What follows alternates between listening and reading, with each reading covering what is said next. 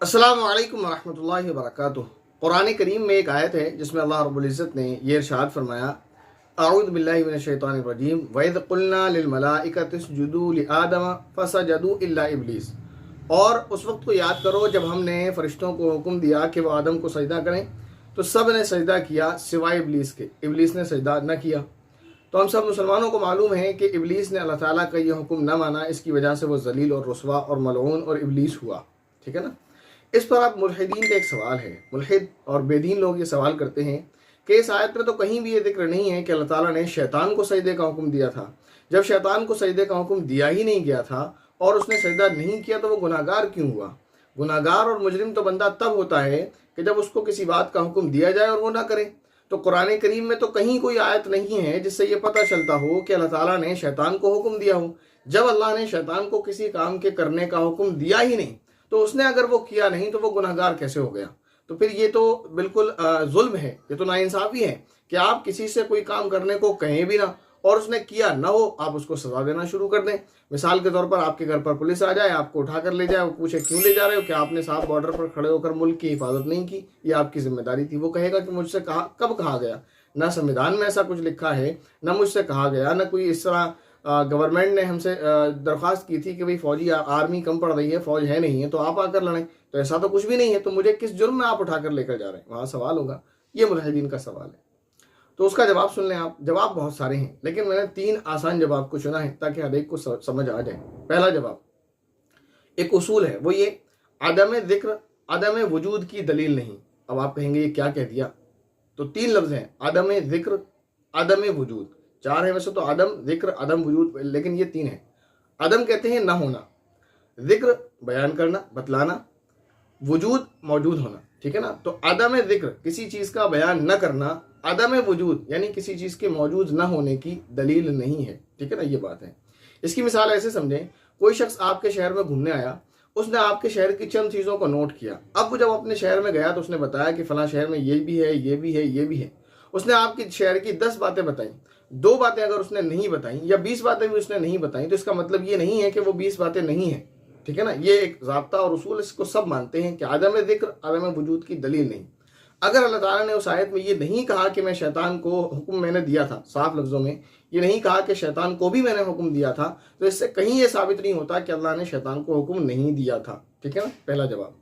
دوسرا جواب یہ ہے کہ اگر اللہ تعالیٰ نے شیطان کو حکم نہ دیا ہوتا تو اللہ تعالیٰ یہ نہ فرماتے ابا، اس نے انکار کیا، کیونکہ انکار تبھی کرتا ہے جب اس کو حکم دیا جائے کہ دیکھیں اگر آپ کو حکم ہی نہ دیا گیا ہو کسی کام کا اور آپ نے کیا بھی نہ ہو تو میں یہ نہیں کہہ سکتا کہ آپ نے میرے حکم کا انکار کیا، آپ نے میری بات نہیں مانی۔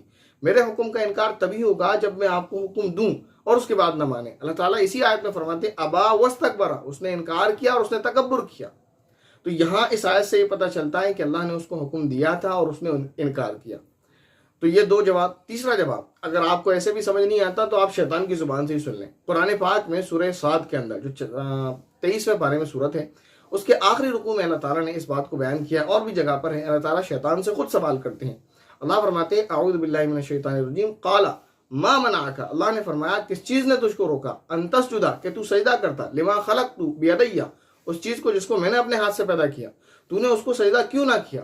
تو دیکھیں اگر شیطان کو سجدے کا حکم نہ ہوتا تو شیطان یوں کہتا یا اللہ آپ نے مجھے حکم دیا ہی کب تھا جو میں سجدہ کرتا، لیکن اس کو حکم دیا گیا تھا۔ ملحد نہیں مانتا تو نہیں مانتا، کیا کریں؟ بے دین نہیں مانتا تو نہیں مانتا، کیا کریں؟ شیطان تو مانتا ہے نا، جس کو حکم دیا گیا تھا وہ خود مانتا، وہ ایکسیپٹ کرتا ہے۔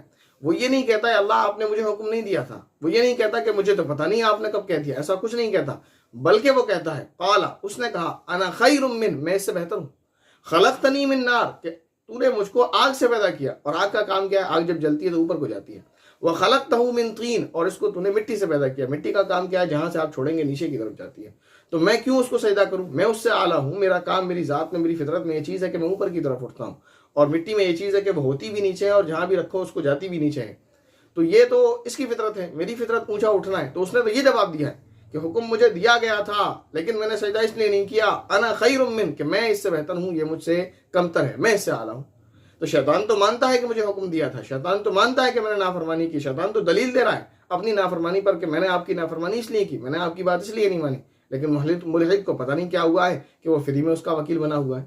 مجرم تو عدالت میں اقبال جرم کر رہا ہے، اپنے جرم کو قبول کر رہا ہے، لیکن ایک بندہ یعنی ملحد کمیونٹی فری میں اس کا وکیل بنی ہوئی، نہیں تو نے جرم نہیں کیا۔ شیطان تو کہتا ہے کہ میں نے جرم کیا، اور میرے جرم کرنے کی میرے پاس یہ دلیل ہے، میں نے اس لیے کیا کہ میں آدم سے بہتر تھا، اس لیے میں نے اس کو سجدہ نہیں کیا، اس لیے میں نے اس کو جو ہے تیرے حکم کو نہیں مانا۔ لیکن سارے پیچھے سے ملحد کھڑے ہو جاتے ہیں، نہیں کیونکہ ابا حضور ہے شاید ان کے کہ نہیں آپ نے جرم نہیں کیا ہے، تو فری کے وکیل نہ بنے۔